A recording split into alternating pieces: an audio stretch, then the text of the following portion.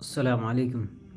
वैसे तो इस सीरीज़ को रमज़ान में कंटिन्यू करने का कोई प्लान था नहीं, बट पिछले कुछ दिनों में तफसीर वाली तरावी सुनने के बाद एहसास हुआ कि हमने अपनी ज़िंदगी को कितनी बेतरतीबी से बिगाड़ रखा है। मैं अपने आसपास पिछले एक हफ़्ते से ये चीज़ नोटिस कर रहा हूँ। मेरे जितने भी ख़ास दोस्त हैं, अक्सरियत उसमें से ऐसी है कि जो 5 दिन या 7 दिन की तरावी ढूंढ के बड़ी मशक्क़तों के साथ 11-12 बजे तक खड़े होकर पढ़ लेते हैं, और उसके बाद 5-7 दिन के बाद उनका वही हाल है, चाय की टपरी पे बैठना, दोस्तों के साथ यारी दोस्ती लगाना, क्योंकि उन्हें लगता है कि कुरान सुनना ही तरावी का मकसद है। हम ये भूल गए कि कुरान किस लिए आया था, रमज़ान किस लिए है, हमारी ज़िंदगी को बेहतर बनाने के लिए।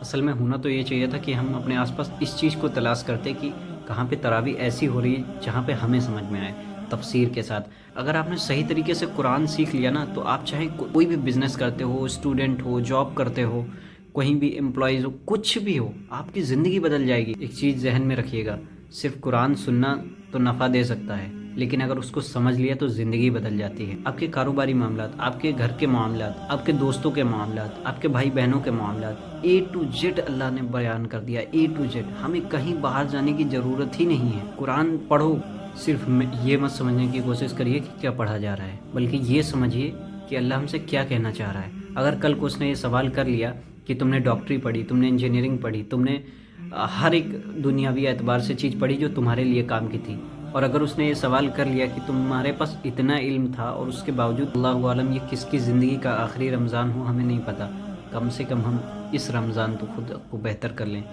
आज 15 से 17 पारे मेरी तरावी में हो चुके हैं। मैं कोशिश करूँगा कि जितना मुझे समझाया जा रहा है मैं आप तक के पहुँचा सकूँ। तो कोशिश करना कि इस रमज़ान खुद को बदल लो।